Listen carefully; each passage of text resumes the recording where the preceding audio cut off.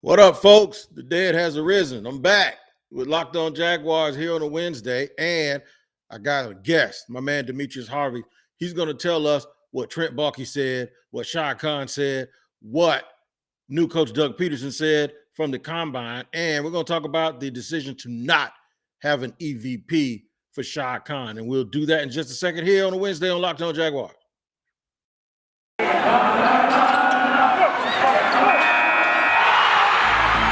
Locked On Jags, your daily Jacksonville Jaguars podcast. Part of the Locked On Podcast Network. Your team every day.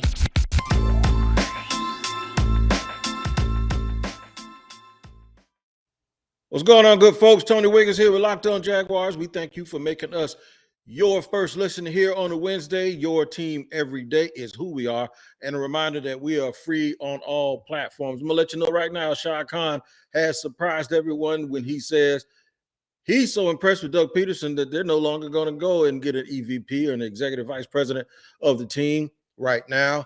I don't buy it. I think it falls into a narrative that we talked about earlier when they were looking for a coach before they found a head front office man to run the team. I'm going to show you how backwards I think that is. We're going to discuss that. Also, the combine is underway. Doug Pederson and Trent Baalke are both in Indianapolis, and they spoke to the media today. We'll talk about that.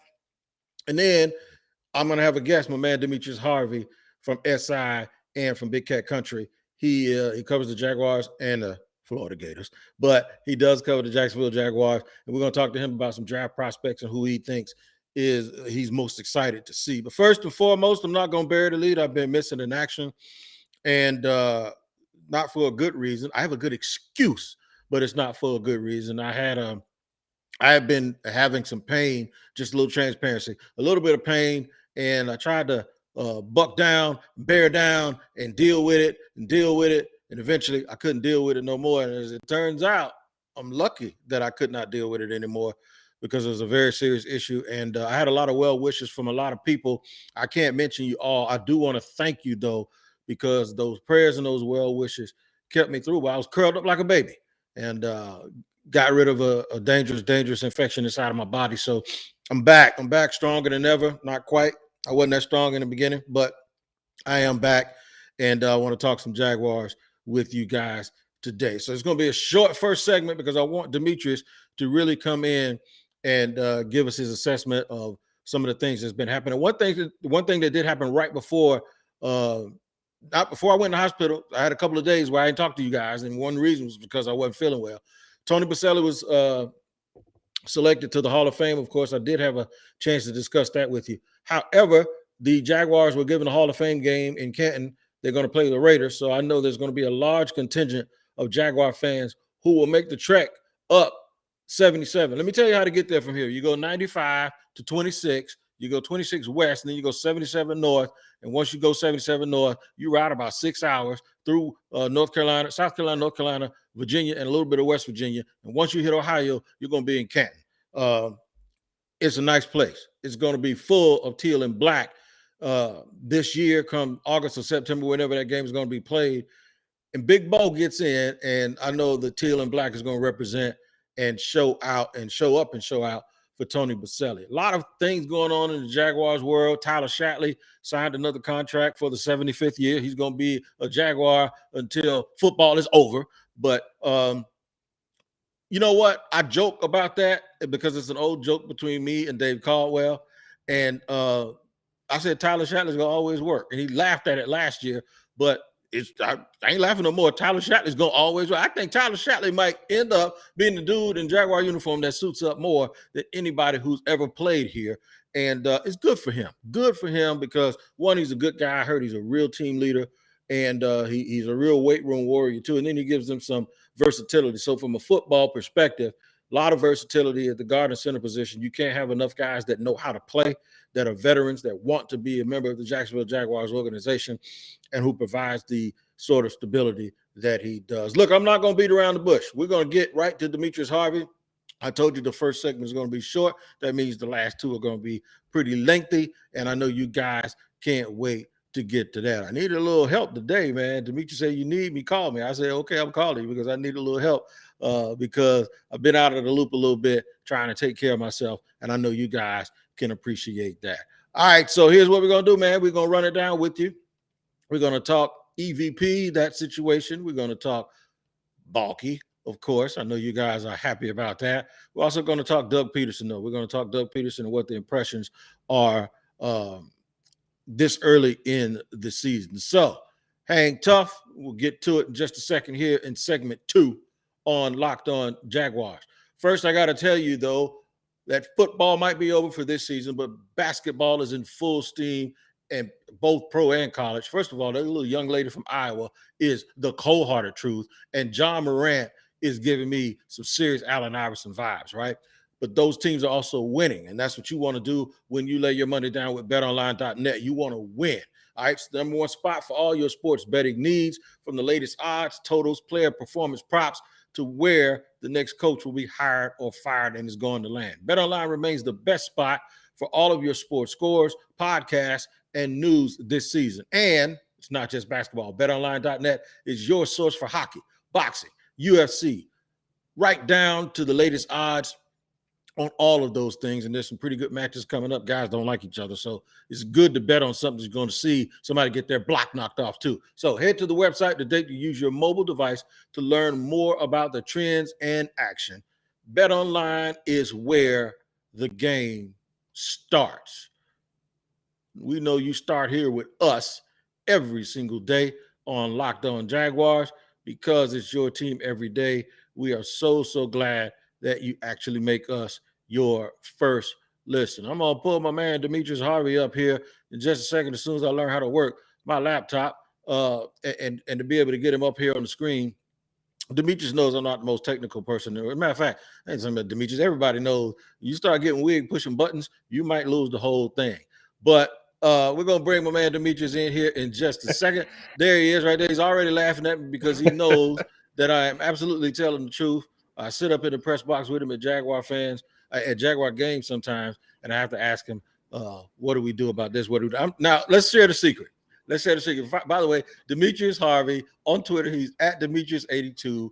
Big Cat Country covers the Jags and covers the Florida Gators for SI, right? Did I get them all? Did I get all your titles in? Yes, sir. You got them all right. All right. I just want y'all to know a little bit of behind the scenes information here with me and Demetrius.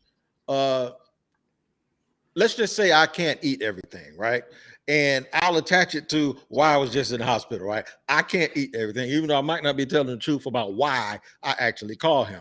But I usually hit Demetrius up when I'm on the way to games. I say, are you in the press box? He'll go, yeah. I'm like, by the way, shout out to the hospital where I was. I'm still the walking wounded. But I hit him up and be like, what they serve? If he says something I can't eat, right? You'll see me come up in the press box with like 2 hot dogs and some popcorn. So it's a running joke, like, are you in the press box? He doesn't even tell me. He doesn't even say, yeah, why anymore. I'll say, are you in the press box? And he'll send me a picture of a plate of food. A little screenshot. Yeah. Little screenshot. So running joke. Demetrius, what's up, man? How you doing? I'm doing all right. I'm glad you're doing well and everything back in, under the mend and just trying to, get everything right. It's been a whirlwind. Obviously, you got the Gators going on. They're about to begin spring. You got the Jaguars doing all their things. Don't nobody care about them. Don't nobody care about them. I have to mention them. Just once. I'm an FSU fan. Nobody care about them people. But no, I'm just serious. Go ahead, man. So you got the Gators. What else you got? We have the Jaguars. Obviously, they every so often they're going to come out with a big news dump. And today was that day. Of course, they had the NFL Combine. They had the EVP news that we're going to get into, just a bunch of other stuff. And, I just been on the grind. Yeah, always grinding, man.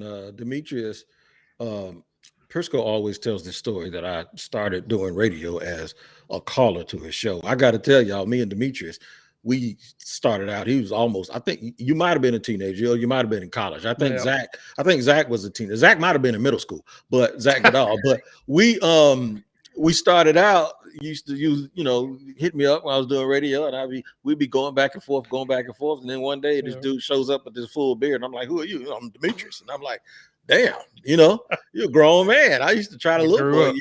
I used to try to little boy you on Twitter. I'm sorry, bro. I ain't mean none of that stuff. I don't want no smoke, but no. So you and I kind of feel the same about the EVP situation as it pertains to the announcement today. If you guys don't know, Shah Khan announced that his previous announcement that they had put in for an executive vice president to run the team, which quieted down the restless natives because everyone either wanted Baalke gone, Trent Baalke, the GM, or they wanted a situation where there was somebody who was going to be in charge, who could be a buffer between any problems that might come up with new coach Doug Pederson and the GM Trent Baalke. Shah Khan came out today and goes, he ain't gonna get an EVP right now. And first of all, before we get into it, did that shock you? I wouldn't say it shocked me. So the whole time I thought for sure this was going to happen. He's not going to get up there and lie. And I still believe that he didn't lie or anything on the podium. When he was introducing Doug Pederson, he thought that an EVP was needed. So when the announcement comes today that, oh, we're not going to get an EVP this year, or, whoever, who knows how long it will take for them to actually come to that decision or making that hire. But when it came out today, I wasn't too shocked. It was more of like, oh, okay, that makes sense because they hadn't hired him yet. I mean, when were they going to? Right. So I thought the same thing, but I also thought something else. So we'll double back to that in a second. A lot of fans said, this is Shy pulling another one. He's lying to us. He's lying to us. And I'll never call someone a liar per se, but I will say he's a need-to-know basis type person, and he'll tell you what he's feeling at that moment, and whether or not he thinks it's going to change doesn't matter, whether or not he tells you right then how he feels. So with that being said, everyone was running the name out about Rick Spielman, and all of these other people. And now that he's done this, it seems like they were in a bad place because they didn't fire Baalke. They were in a bad place because this coaching search went on for so long. And then once Doug Pederson was hired, once people heard Pederson and he has the Super Bowl pedigree and you saw who he hired as a staff, then the goodwill was won back. And now with this, it seems like, boom, the blame is shifted again, and the goodwill of the fans is gone. And now they're calling for Shad to be put on, the chopping block here again. So what do you think? Do you think they missed opportunities with messaging, or is it something like that? Why are they so inopportune to take advantage of momentum?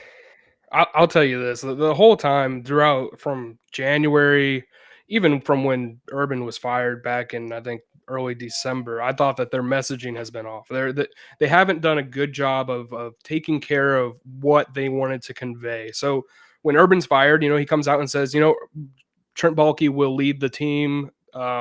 Obviously, Darrell Bevell will lead the team, and that was it. And he's not going to talk until afterward.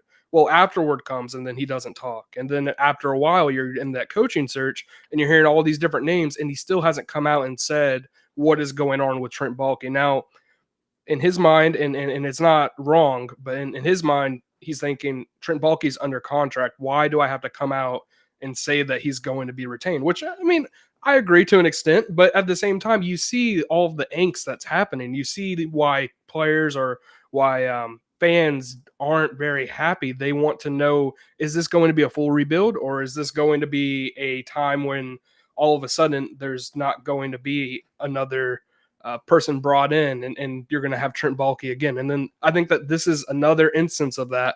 They didn't do anything in terms of letting the fans know how the head coaching process was gone. You had a bunch of other teams, the Giants, plenty of other teams announcing when they even interviewed people. And you have the Jaguars basically saying, we have nothing yet. And until we find something, then it'll happen. And that's basically what happened with Doug Pederson. And it's sort of the similar situation here with the EVP. Everybody thought, hey, we're going to hire an EVP. We as in the Jaguars are going to hire an EVP. And then moving forward, there was nothing. It was radio silence. It was like, they just announced that just to announce that. So I understand why a bunch of fans could feel like they've been misguided or whatever the case may be. But I think someone said it very well earlier on social media. They said, don't confuse a liar with someone who's just incompetent. And I'm not saying that Shad Khan is incompetent, but I thought it did speak volumes to the actual, situation here. I don't think that he's lying, and I know that he's not lying. They filed paperwork with the league in order to get this process rolling. But I do understand why people might feel he's incompetent. You have a guy who hasn't very well run the team, for years. They had one good season in his time owning the team. So you can't really trust that he's going to be good at making these decisions. So when he comes out and he makes this decision again based on his own feelings and his own thoughts by being around and being in the building, you have that sort of sentiment of, oh, here we go again. This is just another misstep by the owner of the Jaguars. And so I completely resonate with fans. I understand why they're very upset. It's going to be a process. And honestly, it's just going to be a situation where you have to wait and see like how the process is going to play out. I think sometimes too, the angst of the fans, it comes down to this. It's one thing to say that Trevor Lawrence is going to have to go up against Patrick Mahomes and Josh Allen and Joe Burrow. It's another thing to think that Shad, who we believe, and I say we, I'm talking about the fans and based on their responses, Shad, who they believe is, and the record right now indicates that he doesn't know what he's doing. And he would have to prove that he's learned that he knows what he's doing. And then Trent, who has a track record of alienating people and not knowing what he's doing. That folks believe that we're not going to out-executive or out-GM anybody, whether it's the draft, whether it's getting compensation for players, whether it's making critical decisions when they need to be made, whether it's having the type of organization and the type of structure that's needed to win a franchise. I think people wanted someone else in the room to be that other guy. The way when you look at an organization like the Chiefs, they have like 10 dudes that's well respected around the league, and the Jaguars have not restructured their team. You think he can get any goodwill back? Do you think the Jaguar fans will come back based on if they go out and make a big splash in free agency? Because one thing about this fan base, man, they are so forgiving. Oh my goodness. Yeah. And you know what?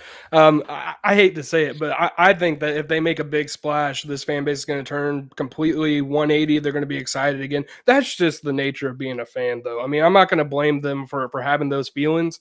But we've seen it time and time again, oh, I'm burning my tickets. I'm not going to buy. I'm not going to do this. I'm not going to do that. Oh, then all of a sudden they get Trevor Lawrence and, well, we're buying. Face gets painted gold and teal, baby.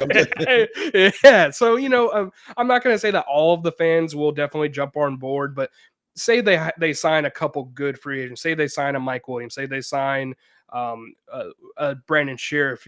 Say they get these pieces in and it looks good. And all you're hearing from everybody is Doug Pederson's doing very well and everybody loves Doug Pederson. I think you're going to a little bit forget about Trent Baalke. So, yeah, he can win them back. This is going to take good decisions by the front office, by the head coach, and then good decisions obviously headed into the season. And then ultimately winning will trump all. You can have Tom Coughlin back in there and people would love him as long as they're winning. So, it's just a situation of, wait and see until they actually do the good move. And then it's going to be like this. Here's the irony in this situation for me. And this is what I said I was going to double back to. The entire time when they said that they were going to start this process after Urban, I'm like, if you're not going to fire the GM, but you're going to add an EVP, do that before the coaching search. Now, I actually like the hire of Doug Pederson. I'm just like the fans in that regard. However, the weird part of this for me is that you didn't hire the EVP first and allow him to be a part of all of this, where you still could have, as Shad said, I want Doug Pederson and I want you to work with him. And now Shad comes out today, and I'm going to paraphrase him. He uses his reasoning is because after 3 weeks, he's seen how Doug has affected the building, and he doesn't want somebody to come in and disrupt it. And I'm thinking well, I'll be damned. Didn't I tell you that's why you got to hire that dude first? And now it's like, I don't want nobody to come in here and disrupt this. Like, did you not think that okay, so what was Doug Pederson supposed to be doing for the last 3 weeks that wasn't going to impress you enough? That was going to allow you to now say, oh no, we still need help. Right. No, you're not wrong. And that whole, when he came out and said, he's seen firsthand, that's true. He's been in the building, he's been around, he's been probably, I would say, in the building more than he's been in the past ever, which is good. And then, it depends on how he's going to continue that moving forward, if it's going to remain good. But yeah, in 3 weeks he learned that Doug Pederson and Trent Baalke is the answer. And at that point, you kind of have to think like, is 3 weeks really enough? I mean, even Baalke and even Pederson have come out and said this is not a quick fix. So is the culture completely changed? You don't even have players in there. You don't know for certain. And I understand that Shad's a very trusting person. He's going to believe the things that people tell him because, you have to believe at first until you get betrayed, like he was with Urban Meyer. So it's one of those situations where he has to make sure that he's making a calculated decision. He's obviously seen what good Doug Pederson is doing. And now adding an EVP in his eyes is going to ruffle feathers. There's no reason to add somebody in his eyes that's above both of them to change the dynamic they already have going on. Clearly something is working to him for him to keep doing this. But yeah, it's very interesting to see, hey, you didn't do this beforehand, which is probably what you would want to do if you want this to work properly. And now that you've seen what's going to happen when you don't do it first, now you can't do it or you don't want to do it. So it's just a situation. It's a weird situation. I don't think any team would hire an EVP afterward, and that's kind of why we're in the place we're in. All right, they were at the combine. I'm with Demetrius Harvey at Demetrius82 on Twitter, and don't pay attention to that little gap that I put on this graphic between the at and the D. I don't know if that's me because my letter looks a little closer here. You put that together. There ain't no underscore or nothing in there. It's at Demetrius82. Demetrius Harvey. We're gonna hit segment 3. We're gonna talk a little bit about what those guys saw at the combine or what they said at the combine, they being Doug Pederson and Trent Baalke. And I'm gonna ask Demetrius and put him on the spot and ask him what players he's looking forward to probably the most as it pertains to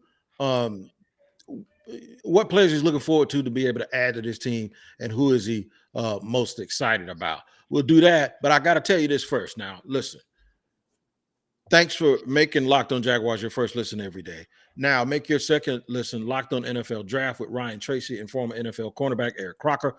Bring the NFL Draft to life every day with insight and analysis on college football prospects and NFL front offices. It's free and available wherever you get your podcast. And I want to tell you about Built Bar. Built Bar is going to do me good right now because I have to eat something soft. I have to eat something that doesn't have crazy macros in it. And I also have to eat something. I'm allowed to eat something with chocolate in it. It's going to really, really help me out because it's such a healthy product. It's a protein bar that looks and tastes and has the texture of a candy bar. It's not chalky. It doesn't have any of that chalk and that waxy feeling. Built Bar is the truth. And if you want something even a little softer than that, Puffs. They're the first ever protein-infused marshmallow. They're fluffy and they're, of course, marshmallowy because they're marshmallows. They're not just a protein bar. They're a treat. And they're also covered in 100% chocolate. All Built Bars are covered in 100% real chocolate, not fake. And now they're low calorie, high protein. Replace your candy bars with these and they are better. A typical candy bar has anywhere from 200 to 300 calories. Built Bar, no. 130 max. That's what they have, but they're packed with 17 great grams of protein. Make sure you go to built.com and order your Built Bars right now. Follow along on @bar_built for all the latest information about Built Bars on Twitter. Rolling right along with my man Demetrius Harvey from Big Cat Country. And we're going to talk a little bit about the Jaguars. I did not hear the interview today. I was being discharged from the hospital and running around, going to pharmacies and doing whatever. But I did read some of your tweets in particular, D, about what some of the comments that Trent Baalke and Doug Pederson had from the combine. First of all, what do you think? And tell us some of the things that you heard him say.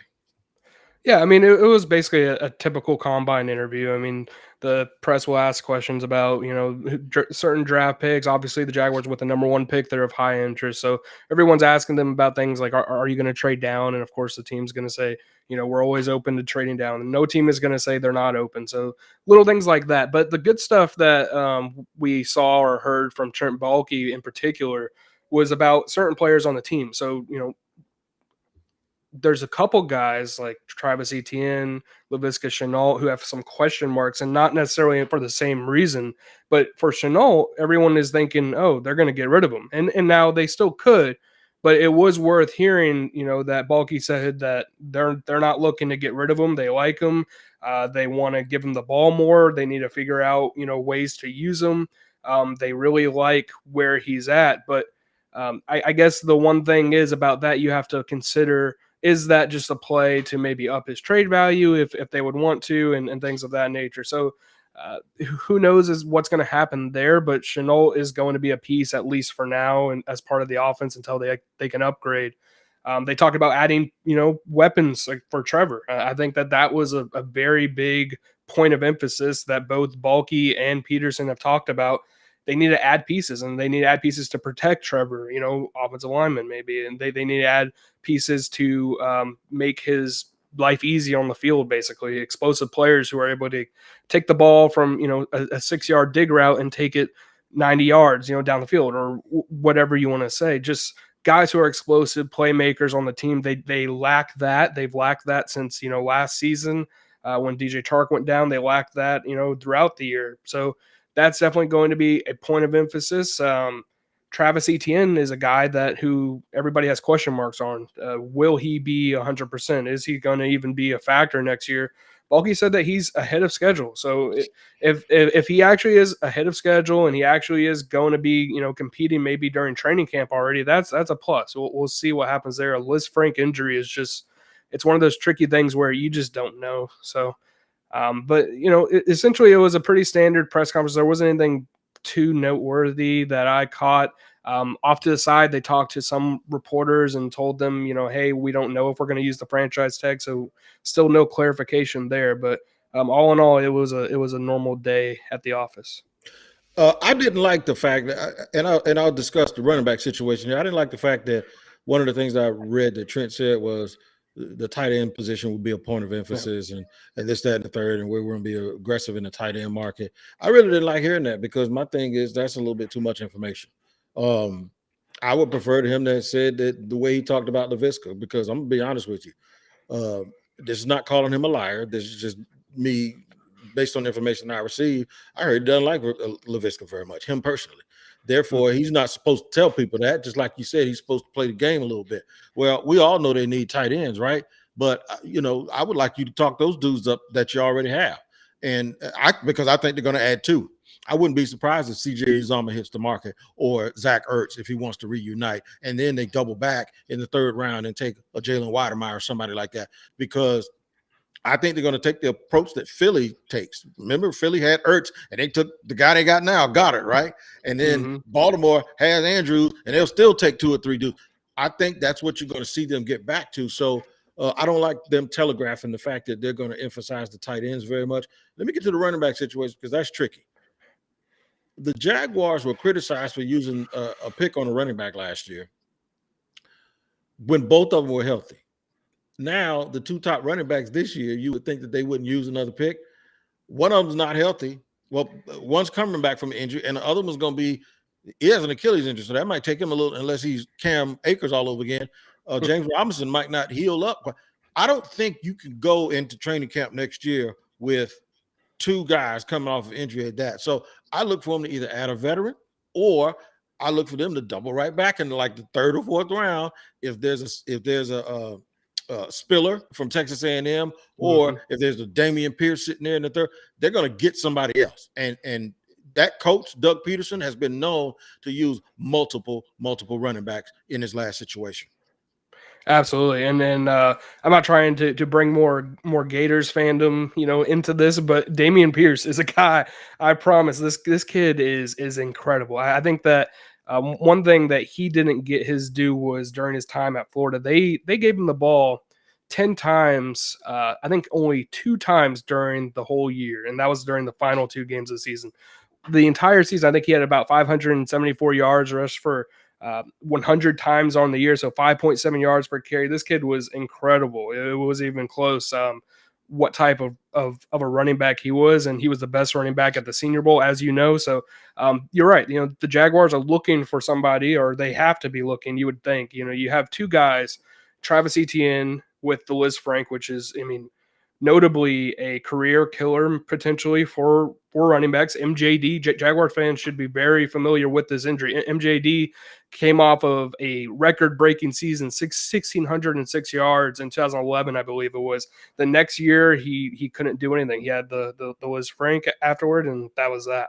So you have to think that maybe he's not going to be as explosive. This is Etienne. Maybe you're not going to get the guy that you thought you would get in the draft. Now, he has the side of being young, which is great. But on the flip side, you still have to worry about what you're going to ultimately get from him. And then James Robinson, like you said, the Achilles injury, those are also tricky. Cam Akers was able to come back from it quick, and I don't know how many other humans alive could do the same thing. So we're going to see what they're going to do. But, definitely they're going to be adding a running back at some point. I'm going to ask you real quick about a position group or specific players you can name if you want that you're looking forward to at the draft. I'm going to tell you something I noticed. Yeah. I noticed a lot of guys who watch film all year, all of a sudden got Treylon Burks in the top 7. And the weird thing to me is I've always liked him, but I just tried to figure out. I told John Ledger that it's like if DK Metcalf and A.J. Brown had a baby, that's who it is. So my thing is why do so many guys wait until other people's opinion of guys change before they start? It is the thing that bothers me more than anything. Like Treylon Burks was a late first-round pick. Now, all of a sudden, all of these draft boards look just alike, and it's the weirdest thing to me. So I'm looking forward to the wide receivers. I'm really looking forward to the wide receivers. My guy is Jahan Dotson, and I love George Pickens. I'll take both of those dudes in the early second round, the way that the Jaguars took Marquise Lee and Allen Robinson. Remember that? Mm-hmm. And by the way, they could have taken Devontae Adams, but that's a whole nother story. I would take those two guys to go along with maybe one guy in free agency and just start bumping some of the guys we have now down the list. What position and what group of players are you looking forward to? The receivers, I mean, like you said, I think that's the group that they're going to be harping on. They're going to make sure they're going to get at least a couple of those guys in the draft. I like Burks as well. I think that he has the most potential out of any receiver in the draft. I think that what his issue is he's sort of raw, and like you said, everybody's kind of seeing what other people see, and then all of a sudden he's jumping up the boards. Another guy that that people have sort of propelled is Ike Ekwonu, who from the offensive tackle from NC State, who, I mean, he's an incredible player, but it's funny to see, people who had Neal at number 1 for so long, then you see a couple of other people say, no, maybe Ekwonu, and then all of a sudden those Neal people are saying Ekwonu. So it's a funny situation, but I'm really looking forward to seeing him at the Combine just because everybody's saying how he's going to just blow everything out of the water. He's going to be an incredible runner. He's going to be an incredible, person to be athletic at the Combine, and you have Evan Neal, who's not even going to be participating, so he's going to be able to be put on that spotlight. So a couple of those guys, and Dotson, I mean, I want to see personally Kyer Elam, see how he does. I mean, there's a few guys I'm going to be taking a look at and making sure, hey, does the film match up with the numbers that they put on the field during the Combine? And I guess we'll find out. Well, Dotson's a track guy. He's a track champion from high school, for about 100 meters high jump.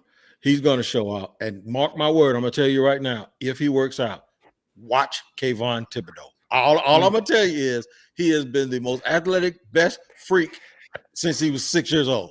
And guys like that are just different. And these people, all of these scouts and all of these dudes that I talked to that told me there ain't no way they're going to take a workman over a dude like that. Because every time you read something, what do you read? You read that he has the biggest ceiling of anybody, right?